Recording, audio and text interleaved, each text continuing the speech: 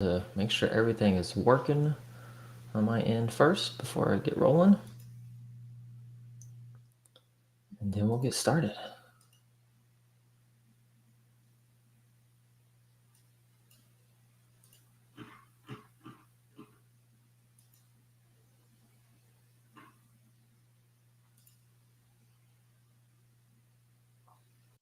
There it is. Perfect. Okay. I can see it on LinkedIn. So looks like we're good. Looks like we are live. All right. Well, welcome everybody. Hunter McConnell, obviously. um, it's been a while since I've been on here, and especially doing a live. It's been a hot minute. So just want to thank you for either watching this live or catching the recording. What I wanted to talk a little bit about today, the whole kind of objective goal, whatever you want to call it, my agenda that's kind of short, but may take some time. We'll see. I've got a presentation coming up. So it's called RoboRise, Get Your Robotics Competition Running. It is at a conference. So this conference is called TCEA. Don't ask me what it stands for because I always forget. Something about Texas technology educators, something like that. TCA.org is the website. Anyways, it's a convention usually in Texas. It's going to be in Austin, Texas this year, and I've gone several years, but this year I'm only got 2 presentations. Normally I'm like presenting 3 or 4 times. But yeah, so I'm doing 2 presentations this year. One of them is one I've done before. I've actually done it several times. It's about a year-old presentation. Actually, probably a little bit more than that. About probably 2 or 3 years old. I've done this presentation. And that one's called just starting a robotics club. So it's just tips for people on how to start robotics clubs. That one's kind of a little bit more of a training per se, so to speak. The idea of that one is really to give the audience members the knowledge to be able to start their own robotics club at their school campus. So this is in educational settings. Both of my things are in educational settings. So this one that I'm doing that's brand new is, like I said, it's called RoboRise, Get Your Robotics Competition Running. It's kind of more of a presentation, I would call it, because what I'm doing is I'm presenting information. My goal with this presentation is to give people different ideas, maybe some tips as far as how to start a physical robotics competition, either on their school or in their school district. So again, education setting. So I did this for several years. I hosted a competition for a local school district, Tyler ISD. So I hosted that and was the coordinator for it. I spent hours upon hours, both at the beginning of the year, in the middle, and then towards the end of the year, putting things together, thinking through things. Didn't do it alone. I did have help. I formed what I called a robotics planning committee. Got smart and started learning that I needed to, assign some tasks to people because I couldn't do it all myself as much as I tried. And yeah, so I formed a robotics planning committee, and that committee was responsible for deciding what our competition kind of was going to be. Of course, I would always come to the table with ideas that I already had, usually about 4 or 5. We would kind of talk through those and see which ones kind of that we liked. Some of it depended on any kind of new, if there's news going on, or like one year there was kind of a push in our area for going green. So we did some stuff about recycling. So that kind of stuff. So if it was dependent on maybe the area that we were in, or maybe some recent news or something like that, then those themes or those ideas changed. So anyway, so I'm going to go over kind of my experience of leading a competition, kind of coordinating that, and just kind of really hoping that people get something out of it. Um, that hopefully they walk away with some ideas on how they can then start their own competition at their campus or in their district. So I'm going to go a little bit into, of course, that part here on LinkedIn because I'm talking about it. This is something I'm passionate about. I want to as many school districts as possible to have robotics competitions, to have students involved in robotics and programming, because I believe that that's a skill that they could definitely utilize in the future, especially with things like AI coming out. That's obviously going to be based off of programming, so they may need to know some programming in order to utilize something like that in their future, for a job. If they were trying to work for a company that's working with AI, they might need to know some of that information. They might not. But it doesn't hurt, and it does provide them with problem-solving skills. It teaches them how to work with others, things of that nature. So that's kind of my why as far as why I'm passionate about it. It just, like I said, it gets students involved, gets them get their critical thinking skills engaged, and it's fun. They get to play with little, almost like Lego type pieces of things.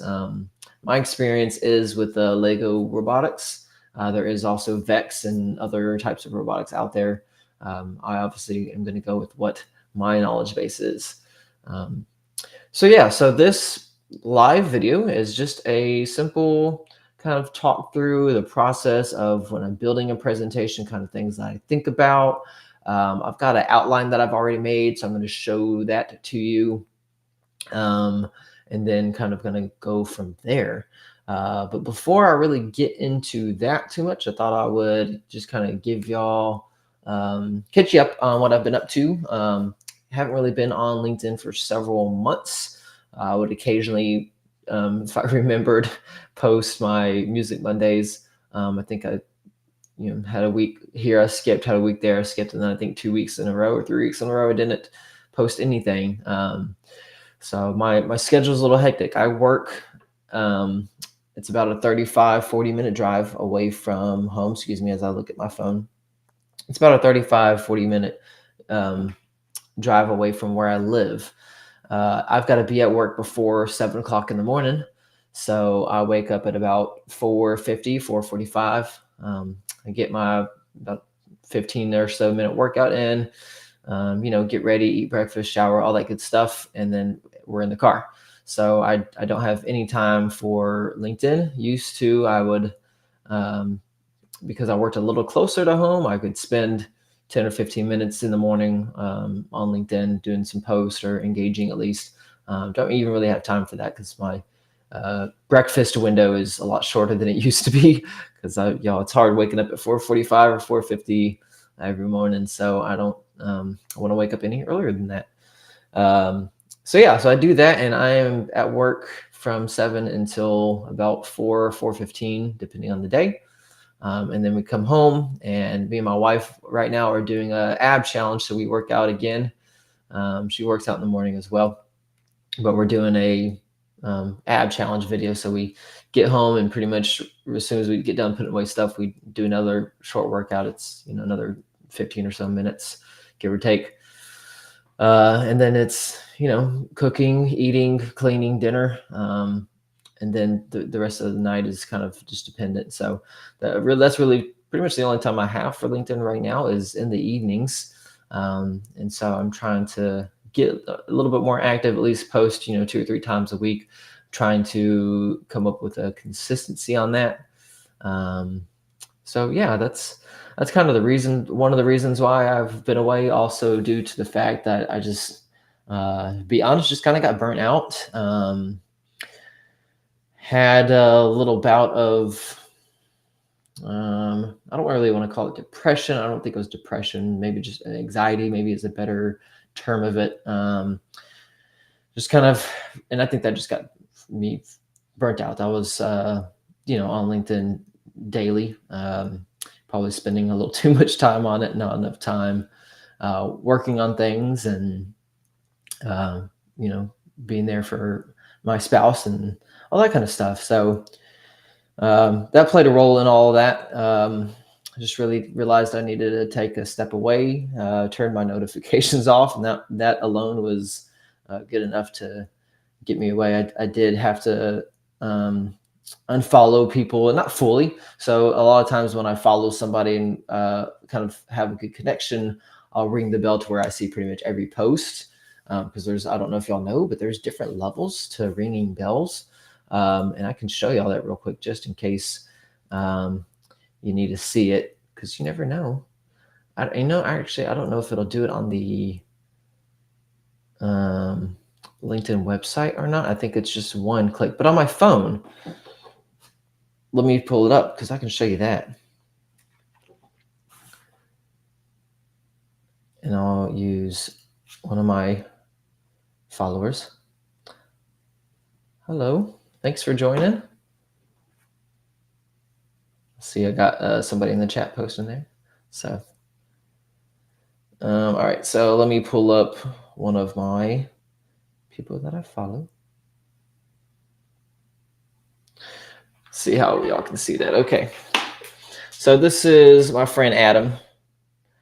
He said he was not going to be able to make it today. He's got a flight, but I don't know if y'all can see it, but right here, there's a little bell icon, and right beside it, there's a little like icon that looks like that, and it almost makes it look like the bell is ringing. So if I touch the bell icon, I now get 3 choices. One of them is to see all posts. One of them is to see the top post, or one of them is to see no post. So when I turn my notifications off, I edited my bell settings on my mobile phone on my app, and I had to go through and kind of manually select either top post or no post for a lot of my connections, simply because I would get, within an hour or so, I'd be getting 30 or 40 notifications. I think I was seeing everybody's, the all post for everybody way too much. So, yeah, I had to unfollow some people just so I'd have a little bit more of a break from that. So, yeah, that's kind of what I've been up to. Work's been pretty busy. I don't really have time or anything for anything besides work. It's crazy because I can go home and I'm sitting there thinking like I don't really remember what I did today, but I was busy all day. Stuff was just back to back to back happening. But yeah, and then one quick update, and then we'll get rolling into this because I've already spent just kind of 13 minutes here talking about life for a second. Hope y'all indulge me on that. But one of the new things that I wanted to share with y'all is I'm taking a course online, and it's about becoming a technology director. So TCEA, that's again the place that I'm presenting at, which we're going to talk about that presentation here in just a few minutes. They have online courses, and I'm taking a course to give me some experience so that maybe when I, in a 2 or 3 years or something like that, if I want to move up to become like a technology director of a school district, I will have some experience plus a certificate that will help me with that. So yeah, with that being said, let's dive into this. I'm going to throw my screen up here, and I'm going to do a whole window here. I'm going to share my outline first. There we go.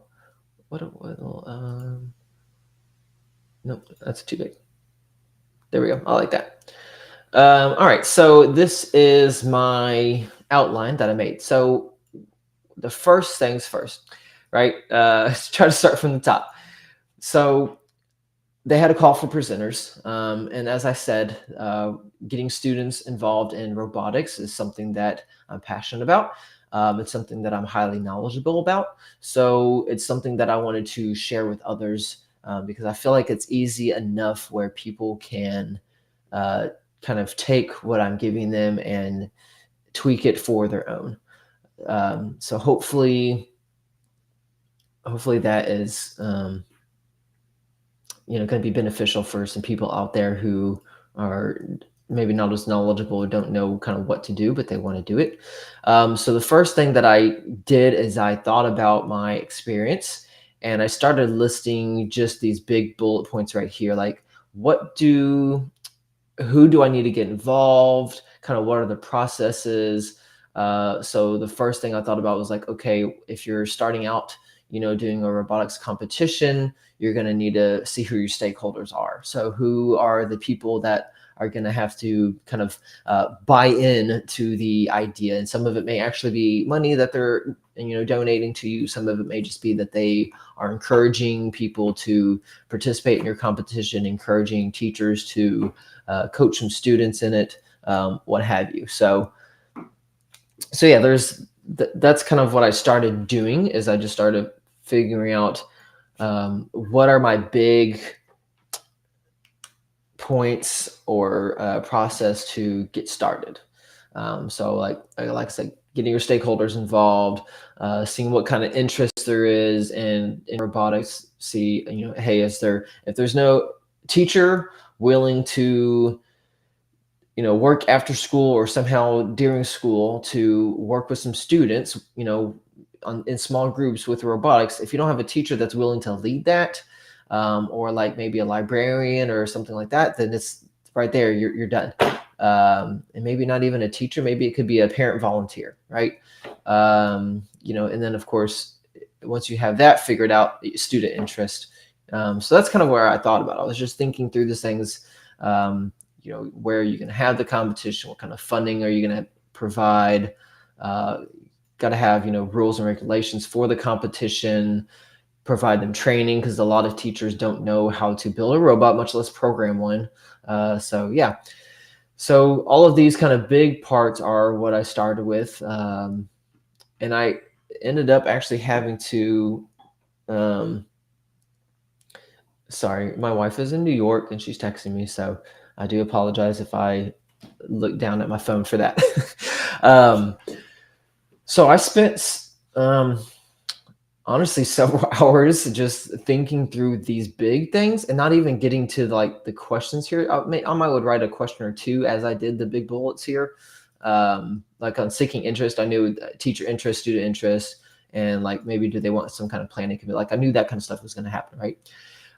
So when I either most of the time, like majority of the time, y'all, I'm volunteering to present. Okay, because of my position as an instructional technology specialist or instructional technologist, whatever you want to call it. Because of my position, a lot of the organizations around or school districts or whatever, they'll have conferences and they'll have a call for presenters, and you go and you present something of your choice if you get accepted. So I put in a proposal.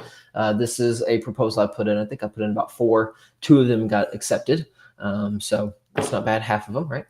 And so once I get accepted for this scenario, I have to build this from scratch. I've got to build this presentation using really just my knowledge. I did throw some questions into ChatGPT. I do utilize that quite a bit in my job, in my role, and kind of helping me think through ideas. But yeah, so that was kind of what came first, was these bullets. And like I said, I probably had, after spending about an hour or so, I think it's maybe closer to 2 hours, I had a good amount of the bullet points. I stopped for the day and I came back. Y'all, this was not in one sitting, okay? I came back in another day or two when I had time, and I remembered some things back when I actually was, doing a robotics competition and coordinating. I'm like, okay, what is kind of a logistical step-by-step process for doing the competition?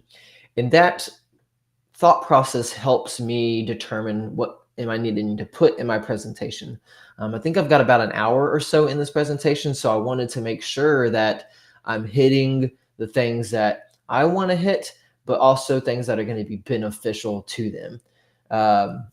So yeah, so I went through that process, and that's, another few hours here, another few hours there. That's kind of what got me to this outline that you're seeing. So that's, kind of the best way I could think about doing that. And the next thing I want to show you, I kind of got excited about this. So I don't know if y'all, those of you that are watching either live or recording, I don't know if y'all mess around with these things that I'm about to show you, but you should, because they are fun to at least play with. And you don't have to really, so I'm talking about Dolly or Adobe Firefly, or Microsoft Bing Image Creator. So these are artificial intelligence websites that will create images for you based off of text. And y'all, I'm not the best with this. So I'm going to show you my history with DALL-E first. Yeah, so my presentation was called RoboRise, right? So I'm like, okay, a futurist rising up out of the ground, and this is what DALL-E was giving me. This, I don't think this is DALL-E 2.0 or even 3.0. This is whatever is free. So I spent some time trying to be more specific with my prompts. Robots, having an arm out of the ground while some are fully out of the ground. So I was trying, in my head, I'm like, okay, I could have some robots just like barely like an arm breaking out. Some robots are already standing up, that kind of stuff. So yeah, this was not great. And that was it. It was not very good. So then I went to Adobe Firefly, and let's see if it can pull up my history. Let's see. I don't know on this one if you can. But Firefly is pretty cool. So I can do the same thing. What I like about DALL-E is it's easy to find. But I could do the same thing. I could just copy this prompt. I could put it into Adobe Firefly just right here at the very top. Hit generate, and it's going to generate some pictures for that text. So just to show you, like, this is how easy this is. I put a futuristic world where robots are rising up out of the ground. And there I have some images. Kind of, yeah, it says art. It looks like almost like graphical type art. Like, I don't know if somebody would actually paint this or do it on a computer, but you can try to do photo instead. So it's got some suggestions. Visual intensity, you can adjust that of your photos kind of visual characteristics. You can even tell it what kind of effects to do, color and tone, all this stuff. It's kind of cool.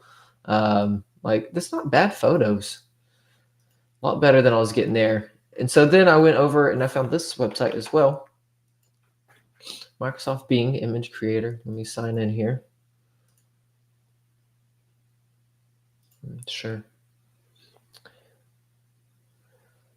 And so it works the same as DALL-E. You have these like free kind of tokens that you can use to produce stuff. And now this one does actually save your history.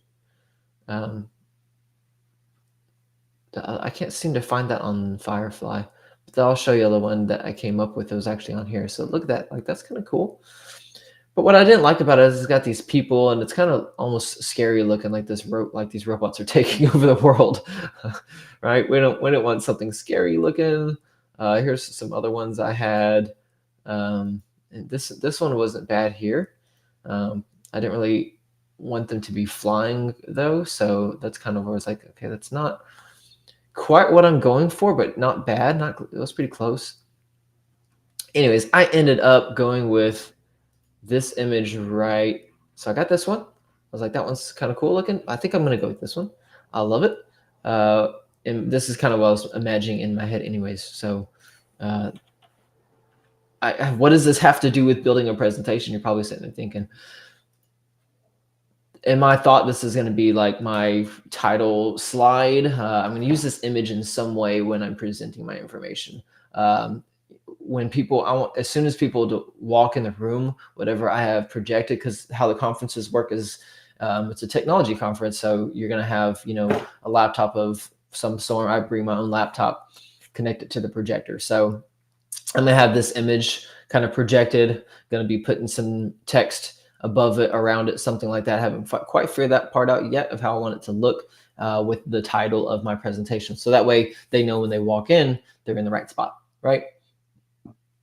Excuse me. So yeah, I wanted to show you all these because when you are designing or building a presentation, you may want to have images produced for you because you may not have the image, just by Googling image, you may not be able to find what you're looking for. So those are 3 websites to kind of help you with image creation.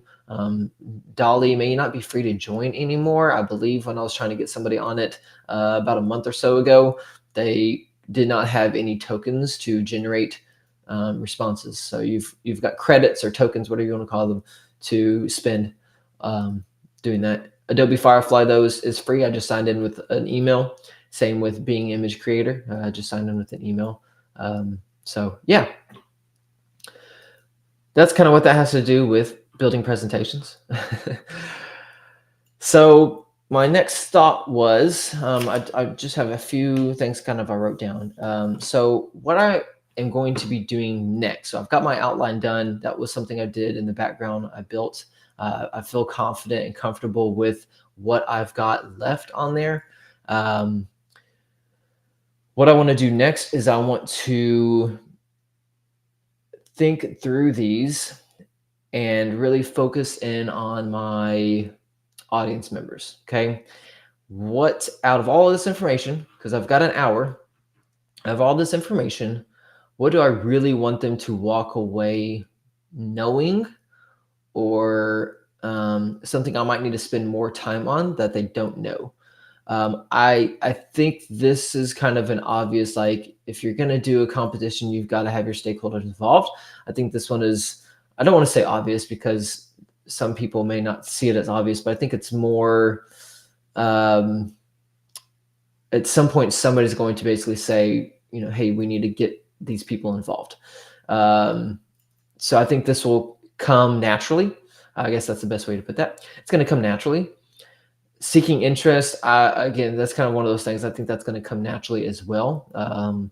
They may not think through all of this, especially the planning committee. So that might be something that I kind of talk about and stress because that's it, y'all. The first year I did this, I did not have a planning committee. I did it all myself. So that's probably something that I am going to go into a little bit more in detail. So right now what I'm doing is I'm just going to go through and I'm just going to bold things that I think that my audience who is sitting through this needs to walk away with, like, oh, that was a great idea.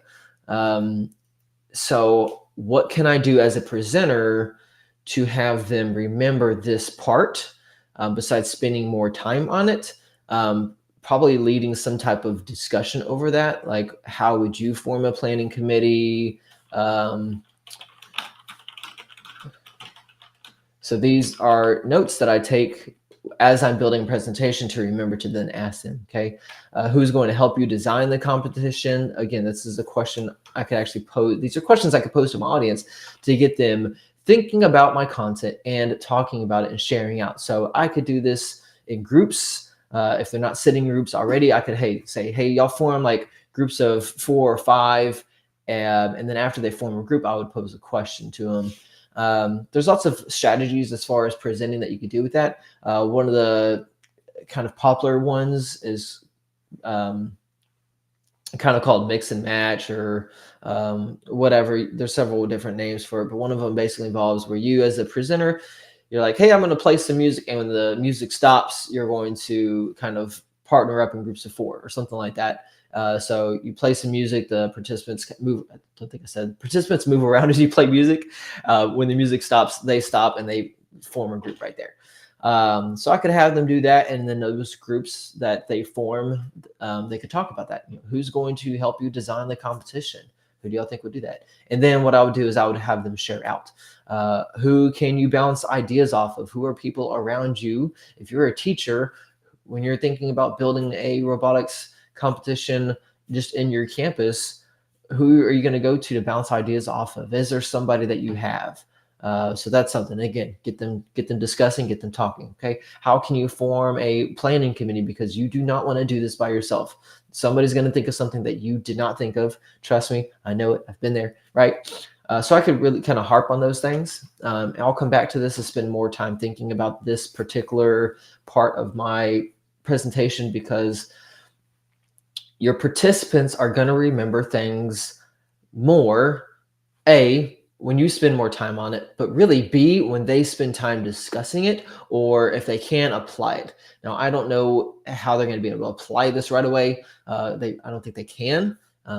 but I just wanted to at least have them spend time discussing it, because that's going to help solidify it in their memory. I think this is kind of obvious. Like, you've got to have a place for your competition. That'll come naturally.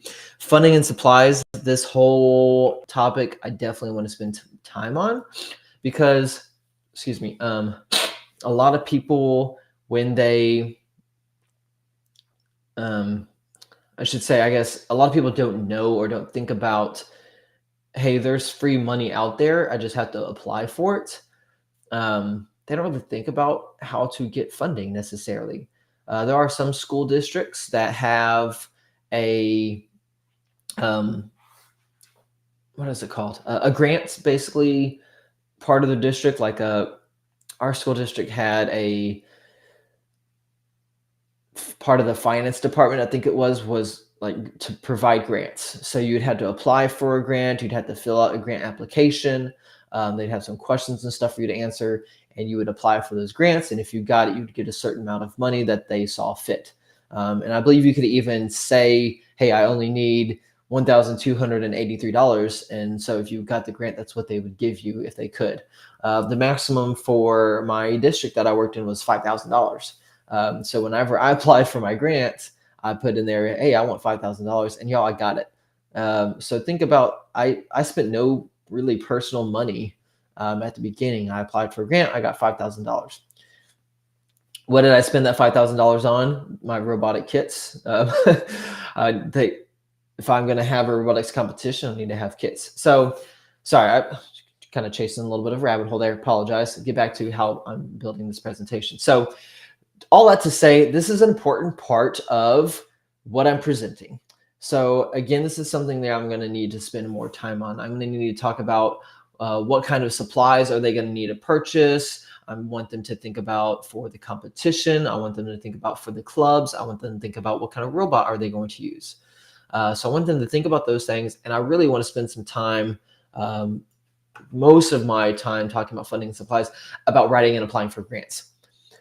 I was on a audio event earlier and talked about how I'm not a writer, really. I'm a math and science person. I do write. I have to write for stuff like my job.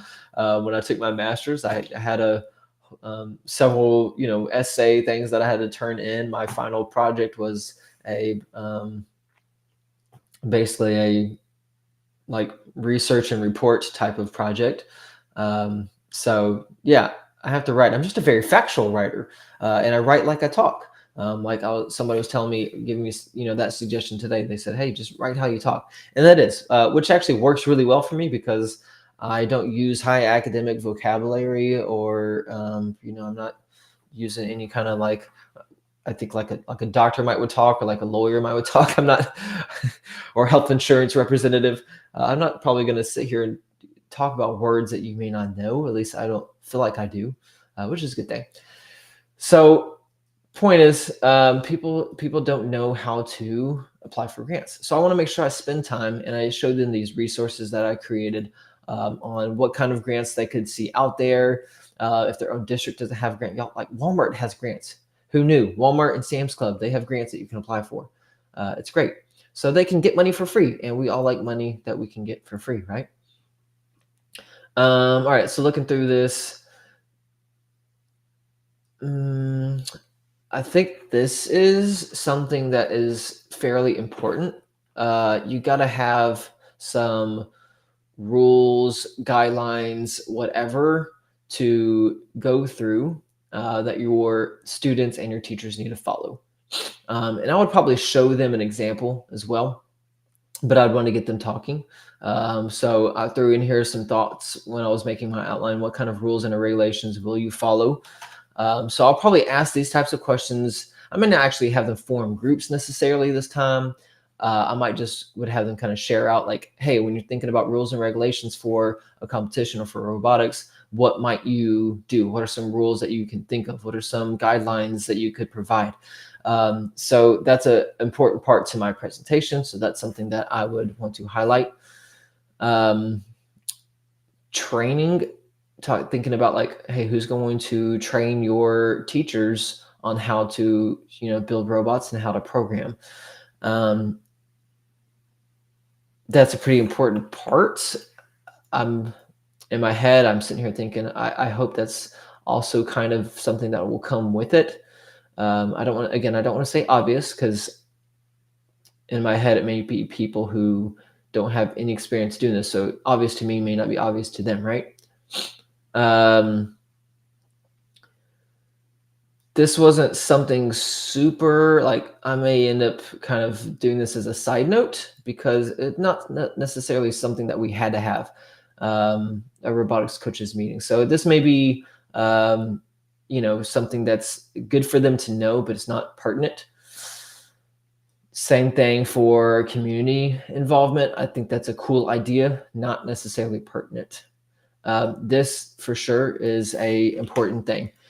So part of my presentation, I'm going to be talking about club specifics, meaning if they're going to form a robotics club, because they are, good old Grammarly, I suggested them. Okay.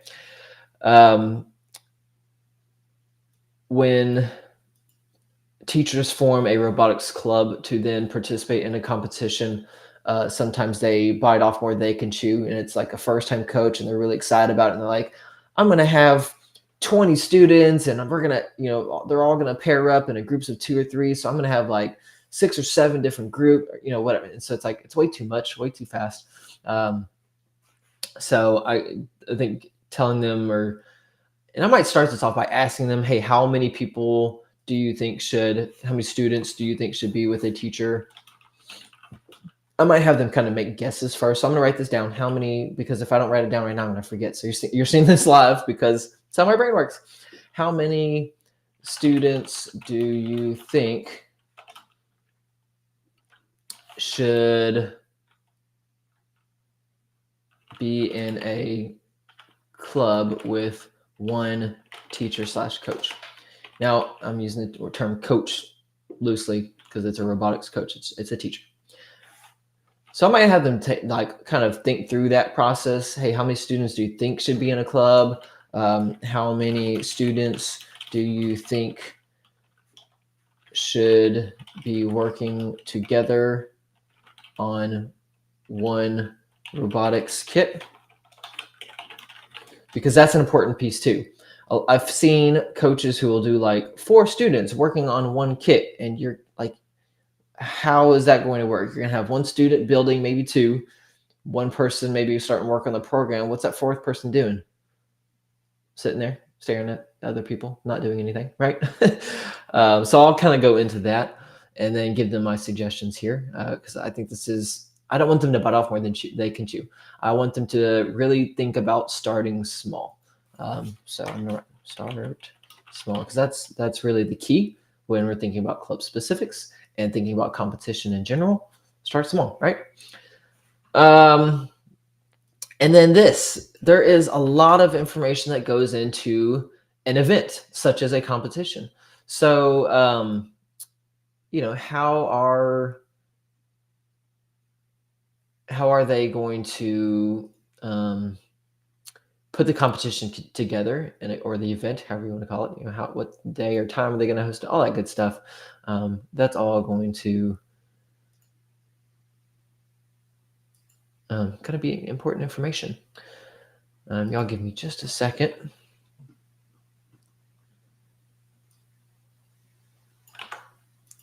Apologize for the quick pause here. Having some errors pop up on my computer.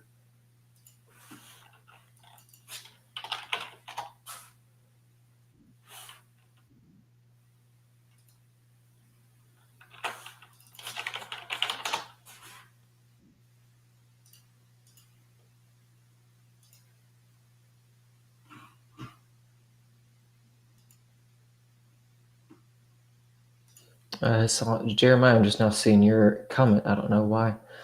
Having to pull up LinkedIn. Some chat I'm seeing over on my restream, but I'm not seeing all of it. So apologize if I missed you shouting out. Thank y'all for being here. All right, so let's get back into this. I am going to leave that window back up. So yeah, competition details, again, that's highly important. I mean, you can see there's quite a lot of bullets there. Definitely an important thing. Need to spend some time coming back to this and thinking about really specifically, what do I want my users to walk away knowing, right? So it's kind of the same thing that I was talking about with these others. I want them to really be heavily thinking about this. So I'm thinking about, some type of graphic organizer that they could write in, jot down. Sorry, I'm reading my bullets here, trying to think about discussion that we could have. Again, this all goes back to the more discussion, hands-on activities, grouping, whatever that you can do in your presentation, they're going to remember those pieces more. It's just because it engages more of their brain, right? So if you engage more of their brain, they're going to remember those parts. So that's what I want to do. I want to make sure that they remember at least those parts. I'm going to spend more time on these.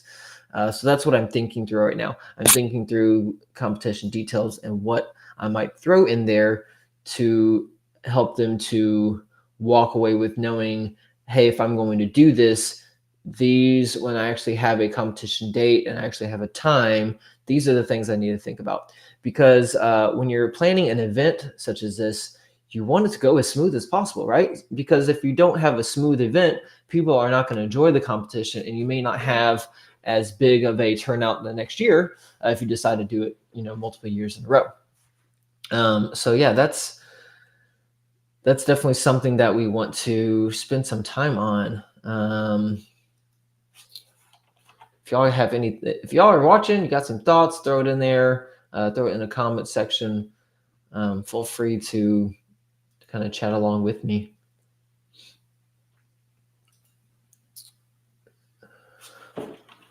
What are some details you think would be important for a competition?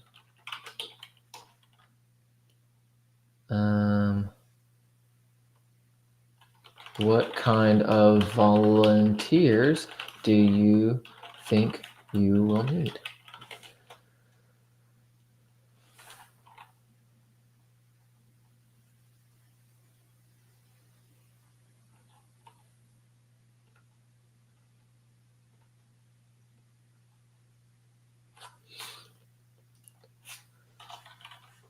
What will your schedule look like?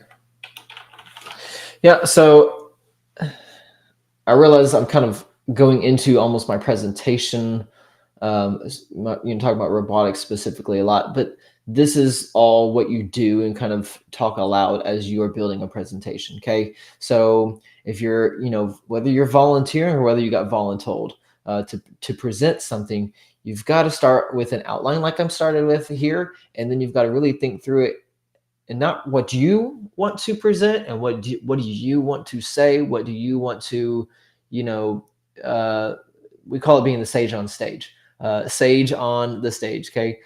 The theater, right? So it's not about what you want, it's about what do you want them, what do you think is important to them to walk away with, I should say. So it's not really what you want, it's what's important to them when they walk away from your presentation. What do you want them to have gained from that, right? What do you want them to have gained from that or to think through? So yeah, so that's kind of a big part of that. I think that's good for right now. I might come back to this. If you have other questions or thoughts about competition details that you might think would be beneficial to me to address to them, things to get them talking or what have you, let me know in the comments while we're going. So let's see, what else we got? Promoting the event. Not necessarily something, I think that's something we're going to spend a whole lot of time on. It's great that you promote the event, but the reason why I would say it might not be a hot topic as it needs to be, because your stakeholders might do that for you. So because I'm talking about education here, one of your key stakeholders is probably going to be the principal of the campus that the competition is going to take place on, or if you're the person running the competition, it might be your principal or your boss or whatever. So those stakeholders might help you promote the event. They might do it for you, what have you. So it may not be, it's something I want to mention, but it's not necessarily something that I think that is something they need to walk away remembering. All right. And then I think this is the last thing, evaluate and improve. So I like to talk about this one. So at the end of the year, when we were finished with our competition, I would meet with my robotics planning committee, and we would talk about, hey, what went well, what didn't go well, and we'd create a pluses and a, usually called it like a pluses and a deltas, pluses and minuses, positive and constructive criticism. I don't want to say negative, because there's not really hardly any negatives. It's what you learn based off of doing. And so yeah, you're going to see, hey, this went really well. This was okay, but here's an idea to make it better, kind of thing. So that's what I mean, constructive criticism. Yeah. So I think I want to talk about, or kind of get into, evaluate and improve. What I might do with this one, let's see.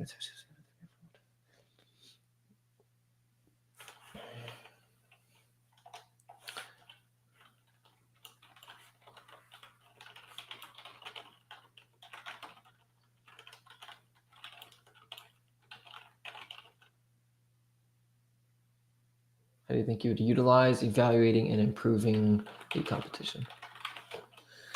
So I think this one, instead of leading with a discussion, I might tell them kind of what I just was talking about, how you might would have like a meeting afterwards to gather feedback from your people that participated in the competition. So they might gather, hey, what do y'all think went well on the judges? So the people who judged the competition, did they find that the judging was easy to follow? What could have made it easier? Things of that nature. So let's see, 1, 2, 3, 4, 5, 6, 7. So I've got 7 bold items. So I'm going to be focusing those the most, because those are, that's in an hour, 7 items. I think that's a pretty good number of things that I really want them to walk away remembering and knowing. And I may even tweak this down. 7 might be a little too much within an hour. I don't know. So whenever I actually start building my presentation, which I'm actually not really going to even probably have time to get into building a presentation today, because I've got to head off here in a little bit, run some errands, and do all the things like that. I might do a random live stream later today. And actually building the presentation part, as far as talking about maybe presentation design. So my 3 go-tos when I do build presentations, I'm a Googler. I like to use Google a lot. So Google Slides, otherwise known as PowerPoint. That's one of them, not my number one. Canva, I really enjoy Canva. That's probably up there. And also Genially. Genially is it's not a new program, but it's one I've been using a lot more. So I would want to show y'all that real quick, because it's something different that you may not have seen or used before. So what's nice about Genially, I'm going to pull this up in a presentation so you can see it. So real quick, just a plug for this program, because I think it's cool. I'm not a paid representative of them. I am an ambassador for them, so I do like talking about them, because it's a product that I love. And when you like a product, you are going to talk about it, right? So what I like about it is that you can add interactive elements to it. So like this little play button, I click it, it's interactive. So you'll notice there's this icon I can hover over, and it shows me what's clickable. So this was like my, I had an outline later. This is clickable. So it shows them pictures of what this should look like. Okay, they can zoom in and see different things like that. And here's my agenda. And each of these were clickable. So I didn't have to start with 1, 2, 3, 4. I could start here in my library and it'll take me to that slide instead. But you can embed extra information on them. Like I just was showing you, it could be a picture, what have you. I'm trying to find one that has it, like this one right here. So this plus sign right here, I click it, and there you go. There's maybe like a hyperlink to look, there's a video. Okay. So hyperlinks, videos, text, etc., and then extra. So you can embed things where that you might not necessarily have time to go over on the slide itself. So I was like, that's kind of cool. So it's not really a separate slide. It's information on there. So you as the presenter don't necessarily have to click that, but the participants can. It's like a digital handout after they leave your event, right? So they can see that. A few other things I wanted to show y'all before we head off for the day. Like I said, I might come back. Uh-oh. Lost my live stream tab. I accidentally closed it. I'm going to bring that back up real quick. Yeah, so this is a resource that I made, just some tips for general presenting. And you'll notice that I tried my best to follow these. This is on, I have an account on Gumdrop, Hunter McConnell. You can search that. Also McConnell's Magic.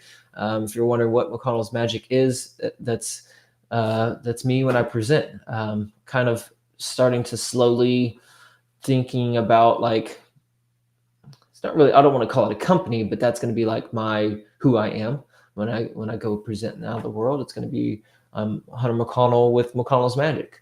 Some of you have seen those posts on my LinkedIn page. So yeah, that's what it is. By the way, this is also streaming on YouTube if y'all are having issues with LinkedIn. So I will put that in the comments as well, because it might be beneficial for y'all. I'll do it in the thing later, because I don't know if I can get the link right now. Give me a second and I'll see.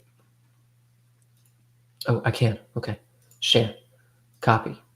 Paste it. YouTube link.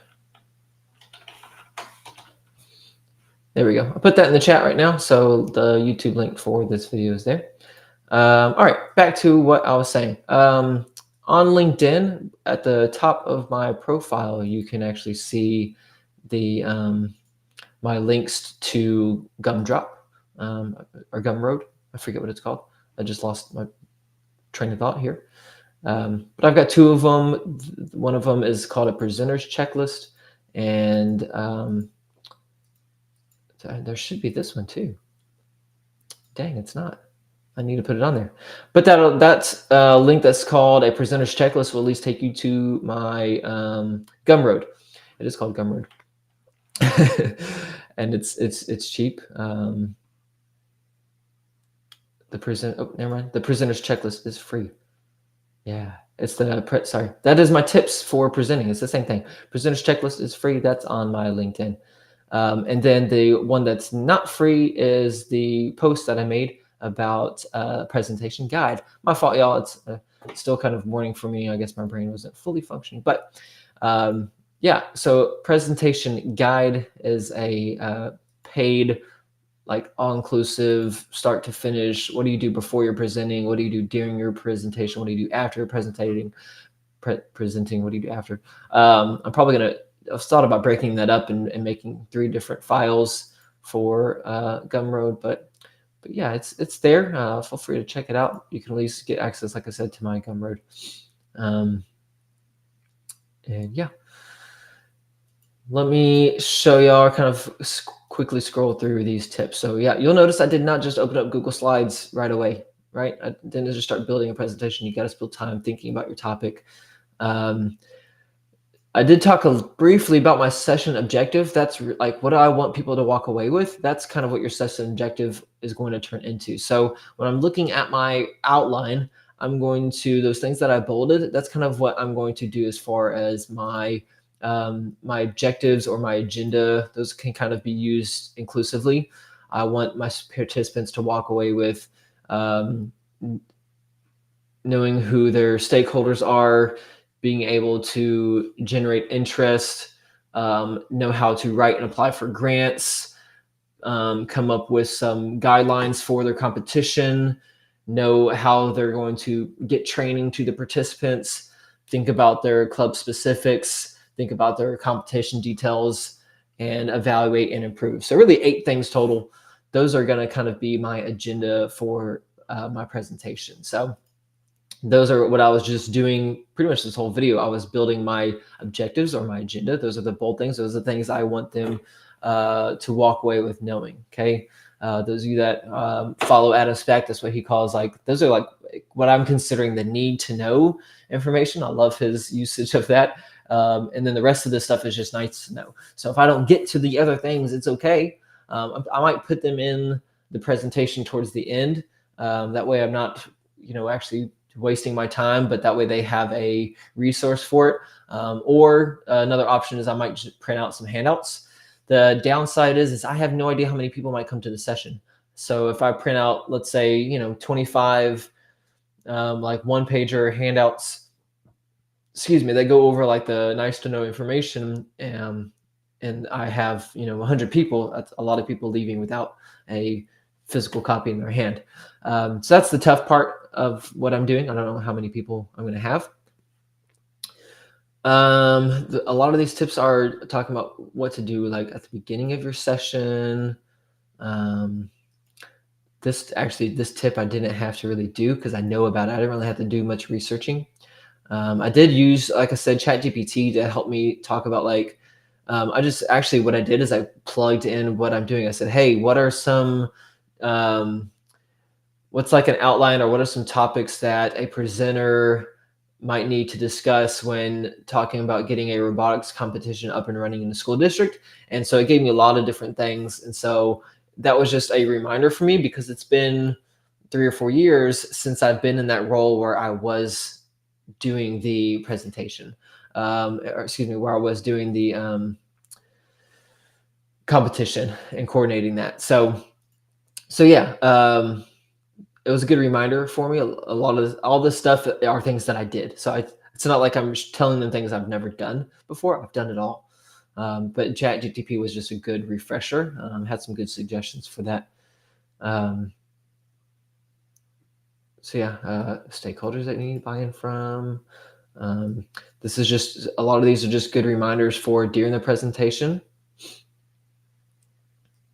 This right here, you heard me talking about tip number 9 a lot. What's your takeaway? Get your participants talking about that. Whatever your big takeaway are, get that discussion involved, get them up and moving if you can. I told you about you could play music, and when the music, have them move when the music plays, and the music stops, they form a little group of 4 or something like that. Lots of different ways to quickly form groups. This is something I can do down the road. I can throw in a joke or 2 if I want to, but I might not necessarily need it, because this is a topic I'm passionate about. When I am presenting a topic I'm passionate about, I know I'm going to have the energy there, because it's something I'm excited to do. And hopefully during this 58 minutes, it's almost been an hour already. During this time, hopefully you've kind of seen some of that passion come across in here as well. And yeah, this is always a good idea. Like if your internet goes out, make sure you have a plan. So I definitely usually have some stuff printed, or at least written down on index cards as far as talking points. That way, if something happens and the projector dies, the internet goes out, I still have some things to say. I can have like a stack of papers that we could pass out. Generally, when it's a conference, the participants have something to take notes on or take notes with. So I don't necessarily need to provide them with paper, but I might make some kind of handout or something though. And really what I might do is I might just take a copy of this outline and tweak it for my participants to kind of walk away with, to reflect on. That might be a good idea, just to tweak that. This is an important one for me. If y'all haven't noticed, I chase rabbits down holes. I go off topic quite a bit. Squirrel. Yeah, do that. So that one was something I want to show you. And then this right here, this is the one on my Gumroad. It does cost money, but the reason it costs money is because it took such a long time to make. but it's got some good reflection questions. So this is kind of exactly what I just did first. I created a checklist. I jotted down ideas. Google Jamboard is actually no longer around. So I'll have to change this. Right now, I'll just go ahead and put Google Docs, because that's actually what I use. I like to use Google Docs for brainstorming sessions or online whiteboards. Anything that you can use to help you map out your idea, like a little brain map. I got to talk to y'all about the purpose of the presentation. I'm using this to self-check right now. That's what I'm doing, right? Reflect on core values, objectives, agenda. So what do I want my audience to learn? What do I want them to remember? Those are those bold things I was talking to y'all about, right? So this, as far as thinking about how long it's going to take to present my information, I do that via practice. So what I will do, my next steps really is probably going to actually build a presentation from my outline, starting with the things that I bolded, because I want to start with the information that I think is absolutely necessary for them to walk away knowing, or at least having some notes on. So I'm going to kind of create those that information, those slides, let's say, whether it's on PowerPoint or Canva or whatever. I'm going to create that information, keeping in mind that it's going to be short. Try not to include a lot of text, right? Because I'll be talking and I'll be highlighting those points myself. And then I think I'll hand them kind of a document of an outline as far as extra information. So I will practice my session. I'll time myself so I have an idea of how long it takes me to hit each of those things. So that way I know, hey, this is an hour, it's only 45 minutes, whatever. Yeah, remember, what kind of materials are you going to need? I might even record myself doing some kind of videos about the robotics competition, just as some reminders for them. And I will put all of that stuff, like, what are you going to put this stuff, right? I've got a website, bit.ly/McConnell's Magic. And it's just a Google site, nothing fancy right now. This picture was created off of like Dolly or whatever. It's got a laptop with like some magic coming out of it. That's what it's supposed to look like.